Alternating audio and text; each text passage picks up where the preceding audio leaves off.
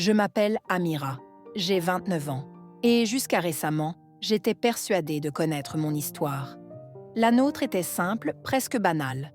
Un père discret, une mère courageuse, un frère aîné protecteur, Youssef, et moi, la petite dernière qui a grandi entre les disputes qu'on étouffe et les rires qu'on amplifie pour oublier le reste. Dans notre appartement de quartier, on a appris très tôt à économiser les mots, à baisser la voix, à laisser les silences servir de paix. Je pensais que ces silences nous protégeaient. Je ne savais pas qu'ils nous cassaient doucement. Tout a commencé un dimanche après-midi, un jour lourd, collant, où l'odeur du thé à la menthe se mêlait au linge humide.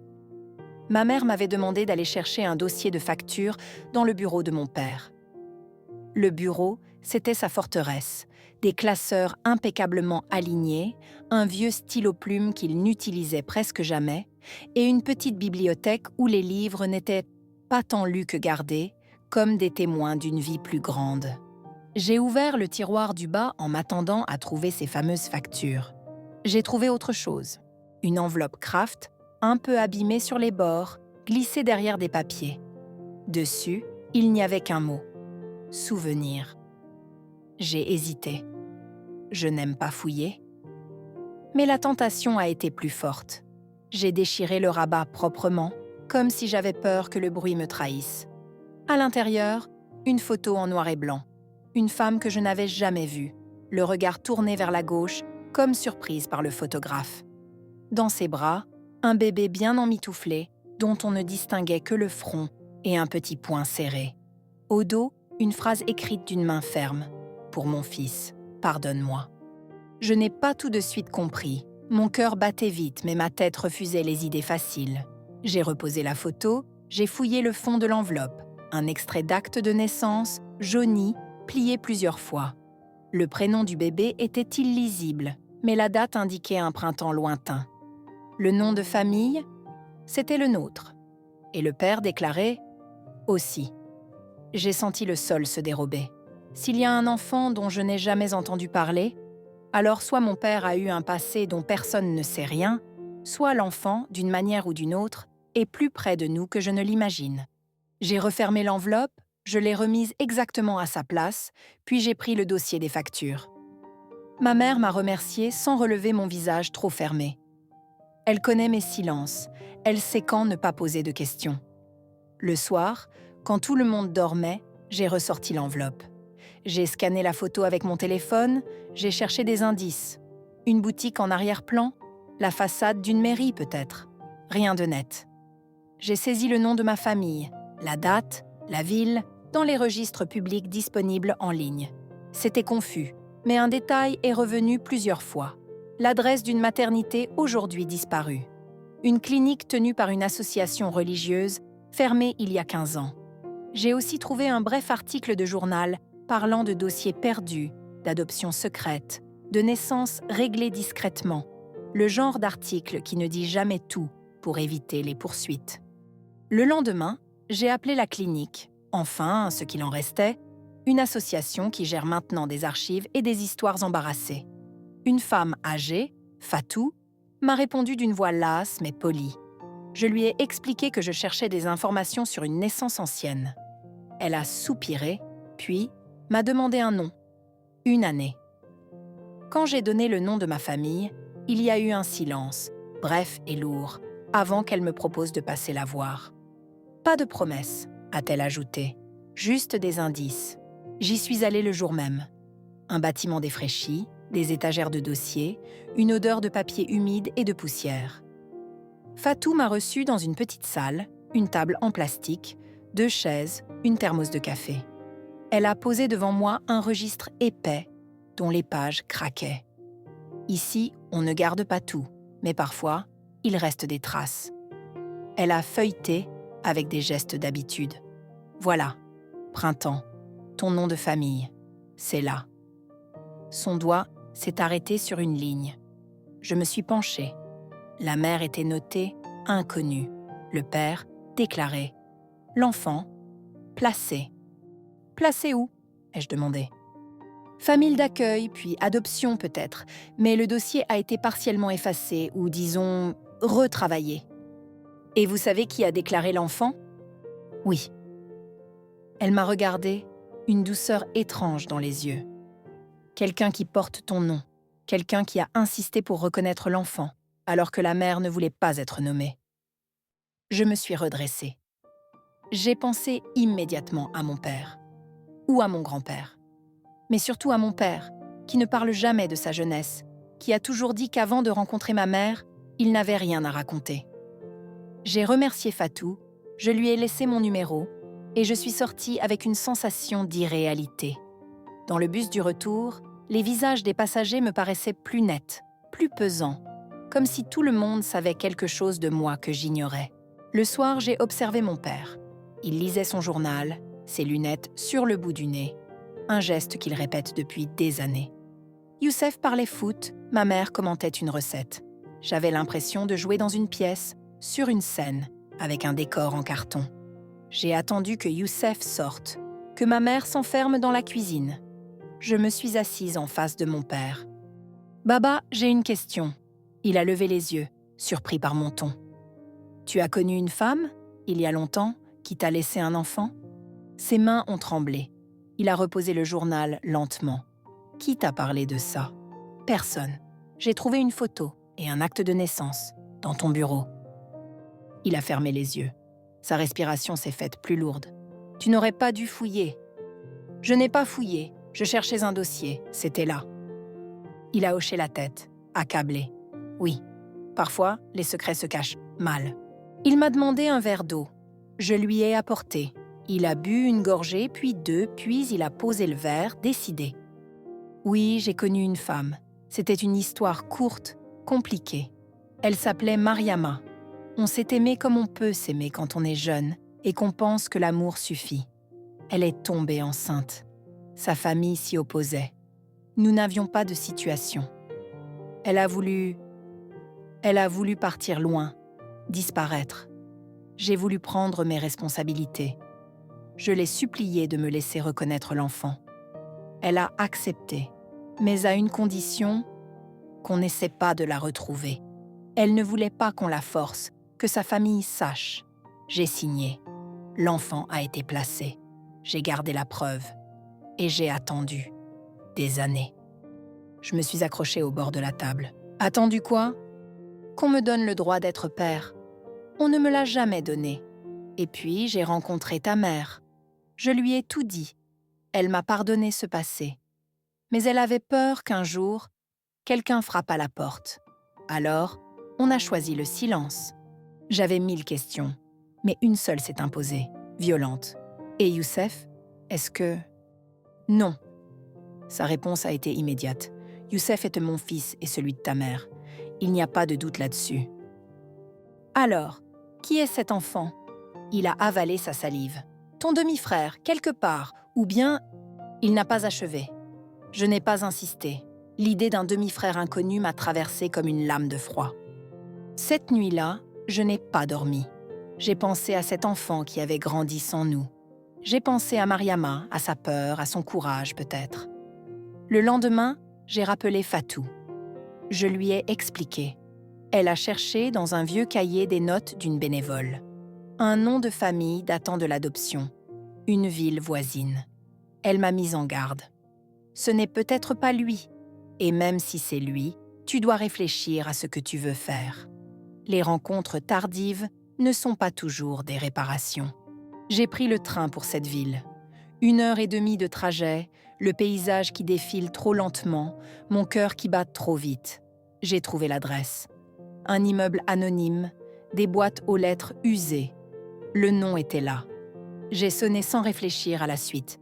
Une femme a ouvert, la cinquantaine, surprise de voir une inconnue. « Bonjour, je cherche Samir. » Le prénom m'était venu comme une évidence à partir d'une bribe aperçue dans le registre.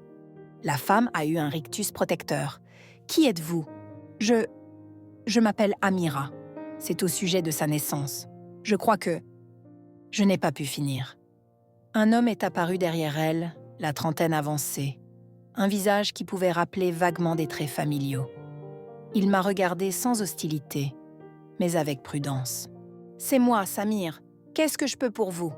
Je l'ai dévisagé. J'ai vu dans ses yeux une inquiétude et une force. Je crois que nous partageons le même père. Le silence a rempli le couloir, épais, lourd, presque humide. La femme s'est reculée d'un pas, perplexe. Samir a plissé les yeux. « Entrez », a-t-il dit simplement. Dans le salon, il m'a servi un verre d'eau. Il a écouté mon récit. Il ne m'a pas coupé. À la fin, il est resté sans voix quelques secondes, puis il a souri tristement. Ce n'est pas la première fois que je me demande d'où je viens. Mes parents adoptifs m'ont toujours aimé, mais ils m'ont aussi dit la vérité. Adoption fermée, dossier incomplet. J'ai essayé de fouiller, j'ai trouvé des portes fermées. Et voilà que vous arrivez avec un nom, une histoire et un père. Je ne sais pas si on peut parler de père. Il n'a jamais été autorisé à l'être. Je comprends. Il a regardé la femme, qui s'est révélée être sa mère adoptive. Elle a pris ma main. Quoi que vous décidiez, pensez au présent, pas seulement au passé. On s'est revus plusieurs fois. Samir était prudent, mais curieux. Il voulait des preuves. Je lui ai proposé un test génétique. Il a accepté. 2 semaines plus tard, la réponse est arrivée. Positive. Sans ambiguïté. Nous partagions le même père. J'ai regardé Samir en ouvrant le mail. Il a inspiré profondément. Alors c'est vrai. Je n'ai pas su quoi faire ensuite. Devais-je le présenter à mon père ? Devais-je en parler à ma mère ? Et Youssef ? J'ai imaginé 1000 scénarios, des larmes, des cris, des pardons impossibles. J'ai repoussé, encore et encore. C'est Samir qui a tranché. Je veux le rencontrer, pas pour réclamer quoi que ce soit, pour savoir, pour regarder un homme dans les yeux et lui dire « Me voilà ».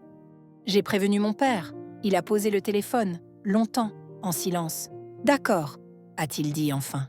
Ils se sont rencontrés un samedi matin, dans un petit café discret. Mon père est arrivé en avance, comme à son habitude. Il avait mis sa chemise claire, celle qu'il met pour les jours importants. Samir est entré, calme, droit. Ils se sont serrés la main. J'étais là, inutile et nécessaire. La conversation a commencé avec des banalités, comme pour apprivoiser l'absurde. Puis mon père a parlé de Mariama, de sa jeunesse, de ses renoncements.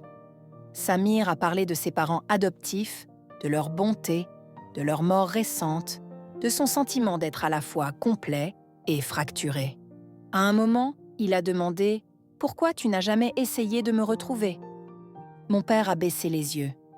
J'ai essayé, mais les portes étaient verrouillées. Et ta mère m'avait demandé de ne pas remuer le passé. Elle avait peur. Et puis, j'ai eu une autre famille. J'ai choisi le silence. Un mauvais choix, peut-être. Mais je pensais vous protéger tous. Samir a hoché la tête.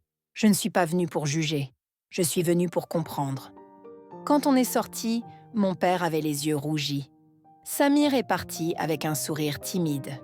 J'ai pensé que, peut-être, on avait commencé quelque chose de juste. J'ai pensé aussi à ma mère. Elle ignorait encore tout de cette rencontre. Le soir, je me suis assise avec elle dans la cuisine. J'ai tout raconté. Elle a écouté sans m'interrompre, les mains serrées autour de sa tasse. À la fin, elle a dit « Je le savais. Pas les détails, mais l'essentiel. J'ai eu peur toute ma vie de ce jour, et maintenant qu'il est là, je me sens soulagée. » Youssef, c'était une autre histoire. Mon frère est de ceux qui protègent en attaquant. Quand je lui ai dit, il s'est levé brusquement, a juré, a voulu aller voir mon père immédiatement pour régler ça, en homme. Je l'ai retenu. Écoute, c'est fait. Il l'a rencontré. Et Samir ne veut rien, juste savoir d'où il vient. Youssef a serré la mâchoire. Moi, je sais d'où je viens, et j'ai l'impression qu'on m'a menti. Il est parti faire un tour. Il a mis 2 jours à revenir parler. Quand il est revenu, il a dit « Je ne suis pas obligé d'aimer cette histoire. Mais si c'est ton frère, c'est mon frère aussi. On verra. » Les semaines suivantes ont été un drôle d'apprentissage. On a essayé de se voir sans se forcer. Un déjeuner, une promenade, un match. Samir a une façon de rire qui ressemble un peu à celle de mon père quand il était jeune. Courte, retenue, comme s'il demandait pardon d'être heureux. Ma mère a appris à lui parler avec délicatesse, sans s'excuser d'exister. Youssef et Samir ont trouvé un terrain commun sur des sujets bêtes, la mécanique, les films d'action, la manière exacte d'assaisonner une salade. Moi, je regardais tout ça avec un mélange d'émotion et de fatigue. Ce qui semblait impossible devenait ordinaire, et l'ordinaire a quelque chose de magnifique. Mais il restait un fantôme, le plus grand, Mariama. Où était-elle? Était-elle encore en vie? Samir n'avait pas de haine contre elle, juste un besoin simple, voir son visage. Je suis retournée voir Fatou. Elle a fouillé, appelé des connaissances, remué des archives. Un jour, elle m'a envoyé un message. « Viens, j'ai peut-être quelque chose. » Elle m'a tendu un ancien dossier médical qui mentionnait un changement de ville, un nouveau nom de famille après un mariage. Il y avait une adresse. Nous avons décidé d'y aller ensemble, Samir et moi. La route semblait plus longue qu'elle ne l'était. On ne parlait presque pas. Devant la maison, Samir a hésité. Et si elle ne voulait pas me voir? J'ai répondu que le refus fait partie de la vérité. Et que la vérité, c'est ce qu'on avait choisi. Il a sonné. C'est une femme d'une 60aine d'années qui a ouvert. Un visage marqué, des yeux qui ont dû rire un jour et qui hésitaient à recommencer. Elle nous a regardés, Samir surtout, comme si elle reconnaissait quelque chose qu'elle n'avait jamais vu. « Bonjour », a dit Samir, la voix basse. « Je m'appelle Samir. Je crois que vous êtes ma mère. » Elle a porté la main à sa bouche. Elle a reculé d'un pas, puis elle a ouvert plus grand la porte. « Entrez. » Dans le salon, elle s'est assise, raide. « Je m'appelle Mariama. Je ne m'attendais plus à ce jour. » Elle a regardé Samir, longuement. « Je t'ai porté pendant 9 mois en tremblant. J'étais amoureuse d'un homme bien, mais je n'avais pas la force de lutter.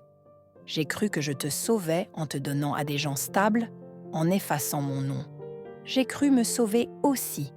J'ai vécu avec ce manque comme on vit avec une douleur fantôme. Et maintenant, te voilà. » Elle a pleuré, pas fort, pas longtemps, mais avec une sincérité qui n'appelait pas la pitié. Samir n'a pas dit qu'il lui pardonnait. Il n'a pas dit qu'il lui en voulait. Il a dit « Je voulais voir ton visage ».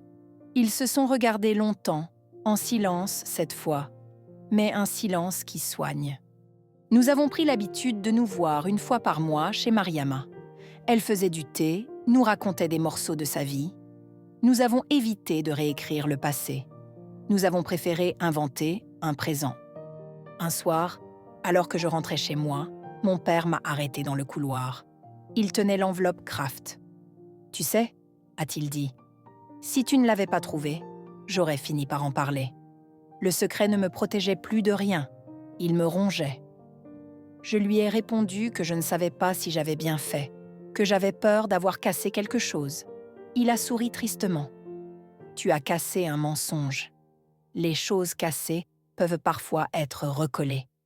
Les mensonges, non. » Je repense souvent à la première photo, à cette femme serrant un bébé trop fort. Je repense aux mots « pardon » écrits au dos. Je sais maintenant qu'il y a des pardons qui ne sont pas des absolutions, mais des chemins. On ne supprime pas les manques. On apprend à vivre avec eux, à les coiffer, à les inviter à table sans qu'ils prennent toute la place. La vérité, au fond, n'a pas résolu le passé. Elle a ouvert les fenêtres, l'air a circulé. Nous avons découvert que nous pouvions respirer autrement. Youssef a invité Samir à un barbecue. Ma mère a appris à dire « mon fils » en parlant de lui, un peu maladroitement mais avec conviction. Mon père a recommencé à rire sans s'excuser. Et moi, j'ai compris que la famille, ce n'est pas ce qu'on cache, c'est ce qu'on tient ensemble malgré les fissures.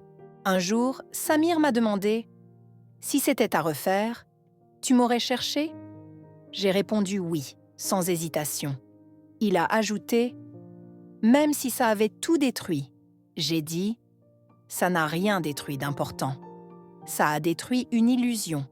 C'est différent. » Il a hoché la tête. « Alors, merci. » Je ne cherche plus à savoir si l'histoire aurait pu être autre. L'histoire est ce qu'elle est. Un père qui a voulu bien faire et qui s'est laissé enfermer, Une mère qui a aimé et qui a eu peur, un fils confié à d'autres bras, une fille trop curieuse qui a tiré un fil. Et de ce fil, un tissu nouveau est né, avec ses coutures visibles, mais solides. Nous n'avons pas effacé la douleur, nous l'avons apprivoisée. Nous n'avons pas remplacé le temps perdu. Nous avons décidé de ne plus en perdre.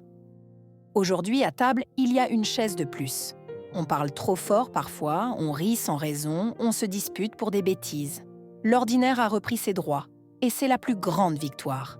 Parfois, le soir, je regarde mon père et Samir, qui commentent un match comme s'ils avaient toujours fait ça. Je regarde ma mère qui demande à Mariama la recette d'un plat qu'elle ne maîtrisera jamais. Je regarde Youssef qui parle à Samir comme à un frère qu'il connaissait depuis l'enfance. Et je me dis que le secret n'a pas détruit notre famille. Ce qui la détruisait, c'était le poids de ce qu'on ne disait pas. Il m'arrive encore d'avoir peur. Peur qu'un jour, une ancienne blessure se réveille. Mais j'ai appris que la peur n'est pas un mur. C'est une porte qu'on choisit d'ouvrir ou non. Nous avons choisi d'ouvrir. Et si parfois, l'air dehors est froid, il est aussi plus vrai. Un dernier détail, j'ai remis la photo dans l'enveloppe. Je l'ai laissée dans le tiroir de mon père, mais je l'ai glissée devant, plus visible. Non pas pour provoquer, mais pour rappeler que les souvenirs n'ont pas vocation à disparaître derrière des dossiers. Ils ont besoin d'air, eux aussi. De temps en temps, on ressort la photo. On la regarde ensemble, sans commentaire. Et chacun y voit ce qu'il a besoin d'y voir. Une faute, un courage, une fuite, un amour, un pardon. Souvent, Samir sourit en la regardant. Il dit « Je n'ai plus besoin de savoir tout le reste. J'ai assez. » Voilà notre histoire. Elle n'a pas la perfection des contes, ni la netteté des récits qu'on aime partager sur les réseaux. Elle est faite de hasards, de peurs, de gestes manqués, de mains qui se trouvent un peu tard. Mais elle est vraie. Et, pour la première fois, je crois que cela nous suffit.